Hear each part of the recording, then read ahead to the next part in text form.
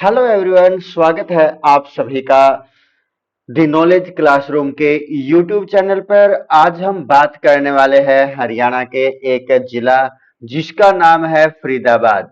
तो हम आज की इस वीडियो में डिटेल से पढ़ेंगे एक जिला जो हरियाणा का जिसका नाम क्या है, फरीदाबाद है। और जो ये फरीदाबाद जिला है ये किसके द्वारा बसाया गया है इसके बारे में बात करेंगे। इसके अंदर क्या क्या चीज प्रसिद्ध है उनके बारे में भी हम आज की इस वीडियो में बात करेंगे। तो जो ये हरियाणा का फरीदाबाद जिला है जिसकी स्थापना के बारे में सबसे पहले हम देखेंगे कि इसकी स्थापना कब की गई थी। इसकी स्थापना की गई थी 2 अगस्त 1979 को। 2 अगस्त 1979 को इसकी स्थापना की गई थी। बुक्स के अंदर हमें ये देखने को मिलता है। और इसके बाद यदि हम बात करें, जो हमारी साइट के ऊपर इसकी सर्च करते हैं तो इसकी जो खोज, वो जो स्थापना है कब की गई मानी जाती है, 15 अगस्त 1979 को इसकी ये स्थापना मानते हैं। यानी कि साइट के अनुसार जो इसकी डेट है स्थापना की वो तो क्या है, 15 अगस्त 1979 है। और किताबों के अनुसार इसकी जो डेट है वो कितनी है, 2 अगस्त 1979 है।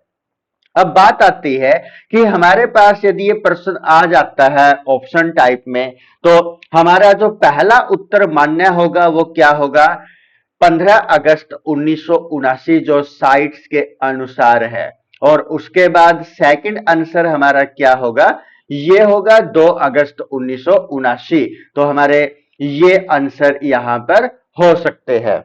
अब बात करते हैं कि जो इसकी स्थापना है, क्योंकि हरियाणा हमारे जब इसका गठन हुआ 1 नवंबर 1966 को, तो उससे पहले भी ये अस्तित्व में था। भले इसके जो नाम रहे हो वो अलग अलग रहे हो। तो उसी प्रकार से यदि हम बात करें कि 1607 में, कब, 1607 में जो फरीदाबाद है उसकी जो उसको बसाया था, किसने बसाया था, शेख फरीद ने बसाया था। किसने बसाया था, शेख फरीद ने इसको बसाया था। क्या नाम है, शेख फरीद। किसने बसाया था फरीदाबाद को, शेख फरीद ने बसाया था। अब जो ये शेख फरीद है ये कौन थे, ये जो जहांगीर था, कौन था, जहांगीर, उसका जो कोषा अध्यक्ष था, उसका जो जहांगीर का कोषा अध्यक्ष था, उसने क्या किया था, कोषा अध्यक्ष या कोषाधिकारी धिकारी ने इसको बसाया था। कब बसाया था, 1607 में बसाया था। जहांगीर का जो कोषाधिकारी था वो कौन था, शेख फरीद था। तो शेख फरीद ने फरीदाबाद को कब बसाया था, 1607 में बसाया था।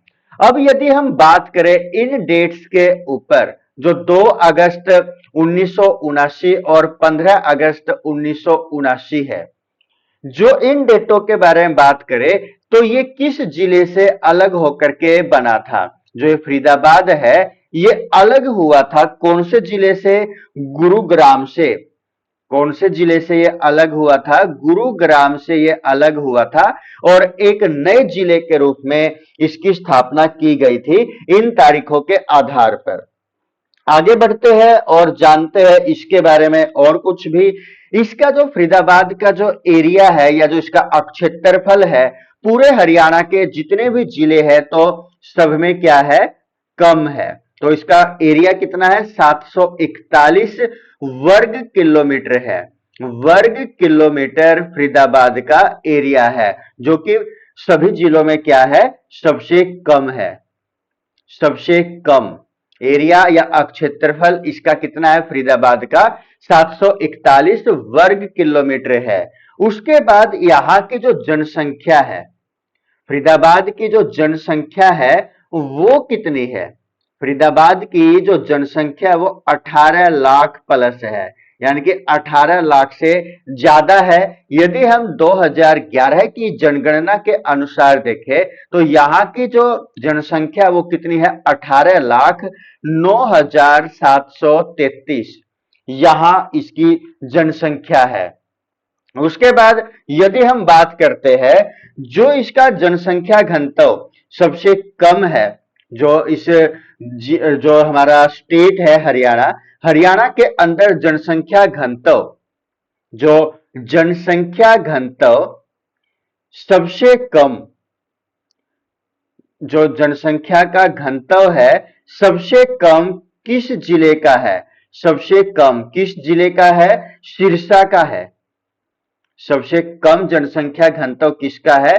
सिरसा का है। 2011 की जनगणना के अनुसार हम बात करने लग रहे हैं। कितना है वहां का? 303 का जो जनसंख्या घनत्व है ये है 303। और यदि जनसंख्या घनत्व सबसे ज्यादा के बारे में बात करें तो वो कहां का है? फरीदाबाद का है। कहां का है? फरीदाबाद का है, जो जनसंख्या घनत्व सबसे ज्यादा है। आगे बढ़ते हैं और जानते हैं इस जो हरियाणा है, हरियाणा का जनसंख्या घनत्व कितना है, क्योंकि हमने यहां तो बात की है सबसे कम और सबसे ज्यादा, किसके आधार पर? जिलों के आधार पर। और यदि हम बात कर ले हरियाणा का जो घनत्व है जनसंख्या का, वो कितना है? वो कितना? 573 है। 573 जनसंख्या घनत्व हरियाणा का है। आगे बढ़ते हैं और इस औद्योगिक नगरी के बारे में जानते हैं कि फरीदाबाद को क्या माना जाता है? औद्योगिक नगरी माना जाता है। किस प्रकार की नगरी फरीदाबाद को माना जाता है? औद्योगिक नगरी इस फरीदाबाद को माना जाता है। फरीदाबाद के अंदर क्या क्या चीज प्रमुख है? जो लखानी, लखानी शायद आपने जूतों के नाम सुने होंगे, लखानी शूज है, या फिर जो बाटा के शूज होते हैं उनके लिए ये प्रसिद्ध है। इन जूतों के लिए, ये इनके जो जूते हैं लखानी के व बाटा के, इन जूतों के लिए क्या है? ये प्रसिद्ध है, जो फरीदाबाद है। और ये ट्रैक्टर के लिए, जो ट्रैक्टर है उस ट्रैक्टर के लिए भी क्या है? ये प्रसिद्ध है। ट्रैक्टर सबसे ज्यादा इसी फरीदाबाद के अंदर बनते हैं। ऑटो टायर और ट्यूब्स है, यानी कि टायर है और जो ट्यूब्स है उनके लिए भी क्या है? ये टायर और ट्यूब के लिए भी फरीदाबाद फेमस है। उसके बाद यहां पर एक और बाइक बनती थी, क्या नाम है? Yamaha bike. यामाहा बाइक भी कहां पर निर्मित की जाती थी? फरीदाबाद के अंदर उसको बनाया जाता था। और किसके लिए है? फ्रिज के लिए ये फेमस है। रेफ्रिजरेटर के लिए भी क्या है? ये फरीदाबाद फेमस है। पहली नगर निगम भी कौन सी थी हरियाणा के अंदर? हरियाणा में पहली नगर निगम किस प्रकार की? जो फर्स्ट थी, पहली थी, तो वो भी कौन सी है? यही फरीदाबाद है। उसके बाद सबसे बड़ी नगर निगम भी कौन सी है? सबसे बड़ी नगर निगम भी कौन सी है? यही फरीदाबाद है। पहला नगर निगम भी कौन है? फरीदाबाद है। और सबसे बड़ी नगर निगम भी कौन है? फरीदाबाद है। तो इसमें जो क्या है, इसी फरीदाबाद के अंदर जनसंख्या घनत्व सबसे ज्यादा है, तो इसके कारण से जो मलिन बस्ती है वो भी कहां पर देखने को ज्यादा मिलेगी? इसी फरीदाबाद के अंदर ज्यादा से ज्यादा देखने को मिलेगी। यानी जो मलिन बस्ती है वो भी यहां पर क्या है? सबसे ज्यादा है। अब बात करते हैं इसके बारे में और कुछ जानने के बारे में, क्योंकि अभी तो हमने यहां पर इस फरीदाबाद के बारे में जाना, अब हम थोड़ा अलग जानते हैं कि यहां पर जो देखने लायक है, जो इसको इतना प्रसिद्ध बनाता है, वो क्या है? इसी फरीदाबाद के अंदर स्थित है बड़खल झील। कौन सी झील है इस फरीदाबाद के अंदर? इस फरीदाबाद के अंदर स्थित है बड़खल झील।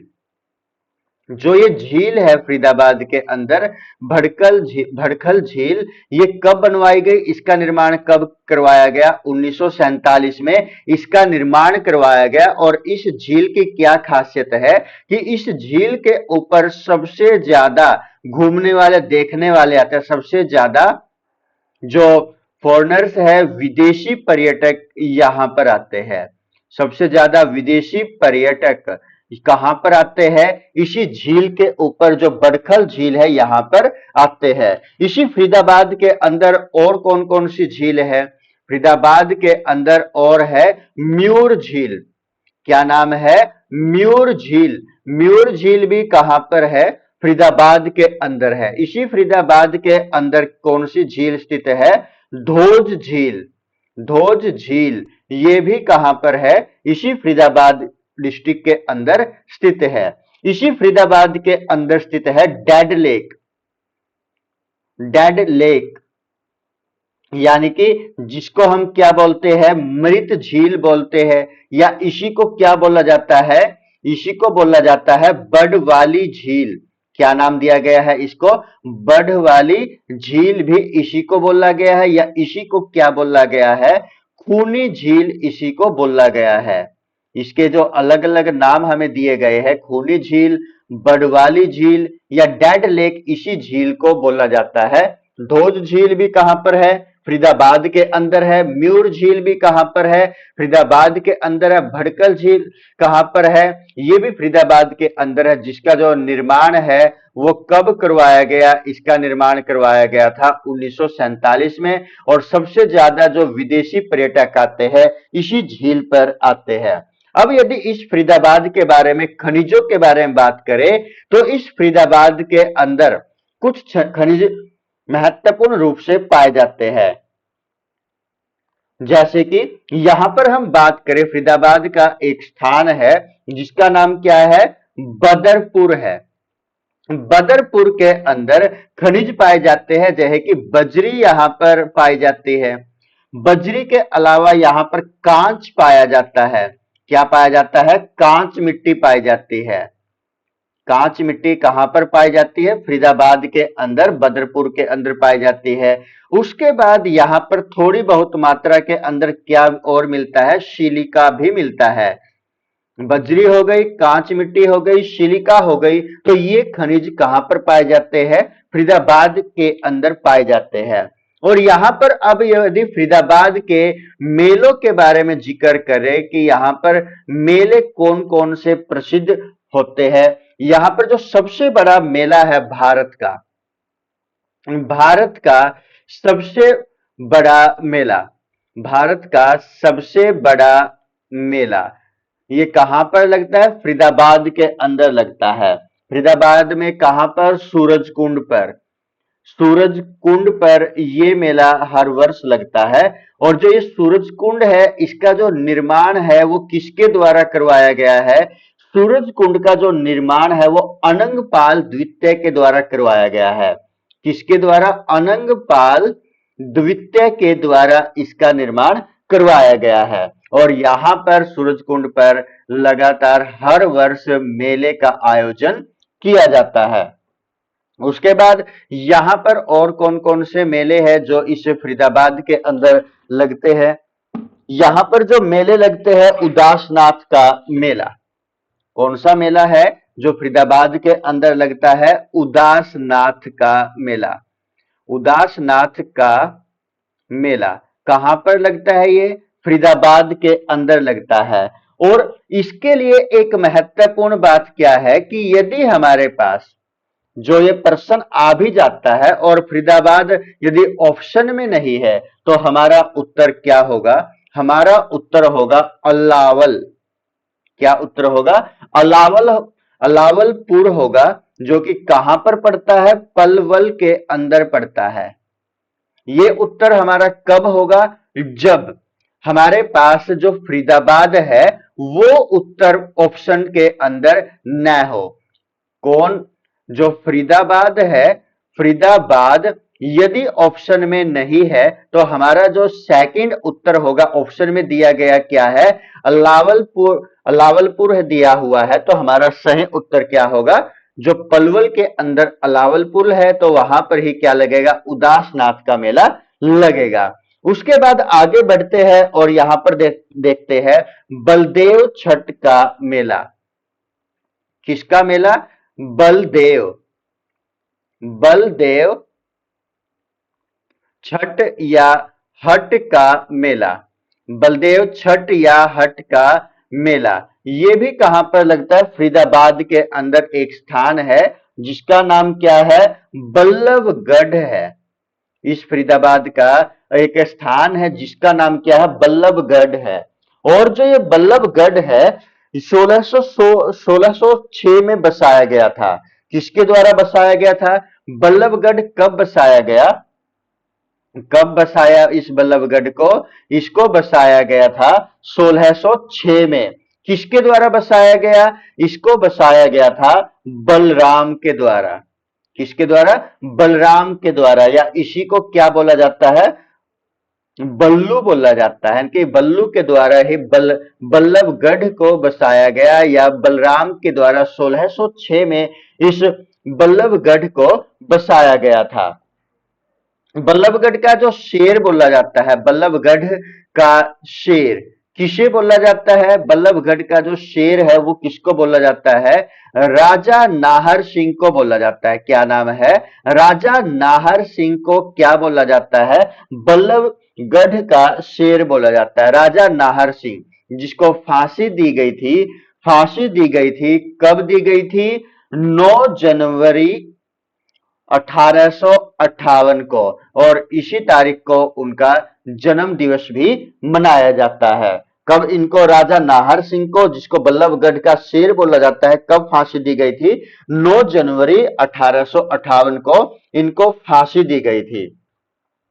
राजा नाहर स्टेडियम कहां पर है? ये जो क्रिकेट का है, जिसका जो म्यूर स्टेडियम पुराना नाम था, ये भी कहां पर है? यहीं पर स्थित है। जो यहां पर हम बात करते हैं, यहां पर जो राजा नाहर स्टेडियम, क्या नाम है? राजा नाहर, राजा नाहर स्टेडियम। जो ये स्टेडियम है किस चीज का है? क्रिकेट का है। तो ये जो स्टेडियम है, इसी का जो पुराना नाम है वो क्या है? म्यूर स्टेडियम है। क्या नाम है? Muir stadium. किसका पुराना नाम है ये? राजा नाहर स्टेडियम का पुराना नाम है। उसके बाद यदि हमारे पास कुछ ये अलग से आ जाए, जिसके बारे में अभी हम बात करेंगे, नाहर वन्यजीव अभयारण्य कहां पर है? नाहर वन्यजीव अभयारण्य ये कहां पर स्थित है? नाहर वन्यजीव अभयारण्य, क्योंकि यदि हम नाहर को देख करके और इसको भी क्या मान ले कि फरीदाबाद के अंदर स्थित है, तो ये हमारा गलत होगा। तो जो नाहर वन्यजीव अभयारण्य वो कहां पर स्थित है? ये रेवाड़ी डिस्ट्रिक्ट के अंदर स्थित है। नाहर वन्यजीव अभयारण्य कहां पर है? रेवाड़ी के अंदर स्थित है।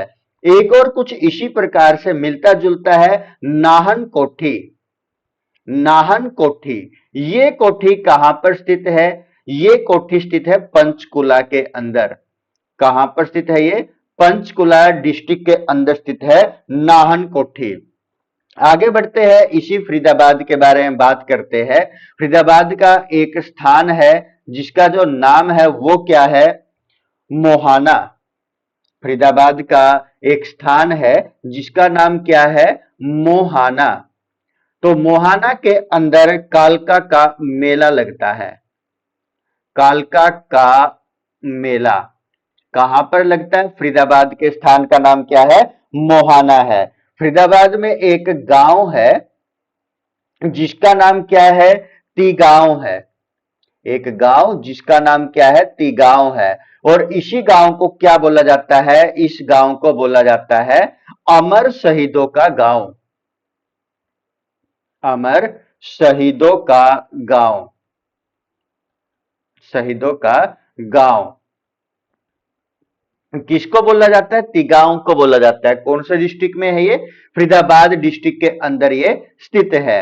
उसके बाद यदि हम बात करें, यहां पर जो नदी बहती है फरीदाबाद के अंदर, कौन सी नदी बहती है? यहां पर बहती है अर्कजा। अर्कजा, अर्कजा नदी यहां पर बहती है, जिसका आधुनिक नेम क्या है? वर्तमान नाम क्या है?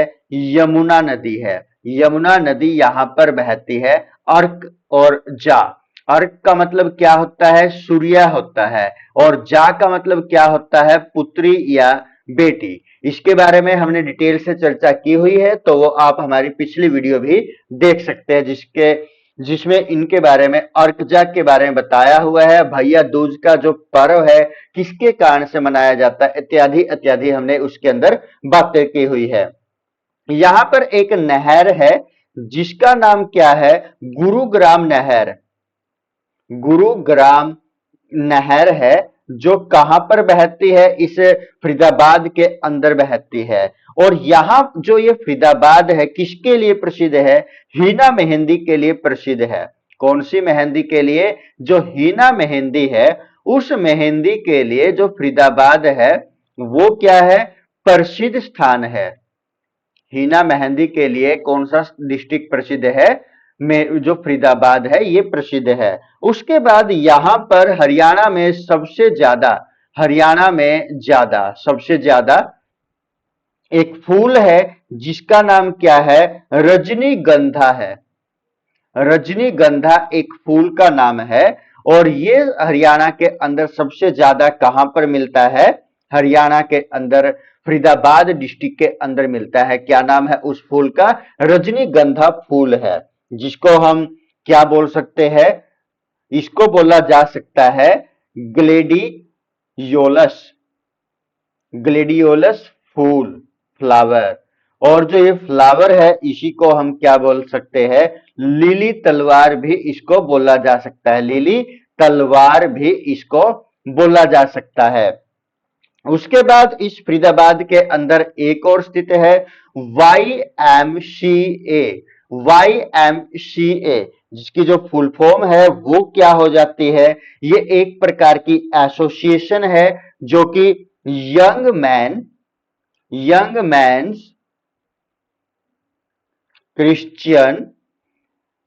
क्रिश्चियन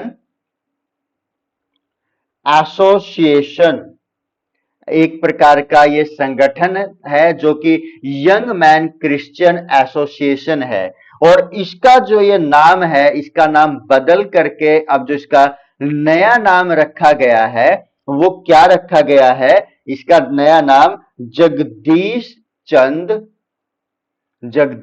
चंद्र बसु एसोसिएशन इसका नया नाम रखा गया है। तो दोस्तों आपको ये हमारी वीडियो किस प्रकार की लगी हमें कमेंट करके आवश्यक बताइएगा। और यदि आप हमारे इस चैनल पर नए हो और आपने हमारे इस चैनल को अभी तक सब्सक्राइब नहीं किया तो प्लीज सब्सक्राइब, और आपको वीडियो अच्छी लगी है तो एक लाइक तो बनता ही है, ताकि हमें भी काम करते हुए, इसका जो मटेरियल तैयार करते हुए एक नया मोटिवेशन हमें भी प्राप्त हो। तो दोस्तों मेरी आपसे गुजारिश है कि लगातार तैयारी करते रहिए, क्योंकि हमने यदि सफलता लेनी है तो मेहनत तो हमें करनी ही पड़ेगी। तो जल्द मिलते हैं दोस्तों किसी नए टॉपिक के साथ, तब तक के लिए सभी को राजेश की तरफ से जय हिंद।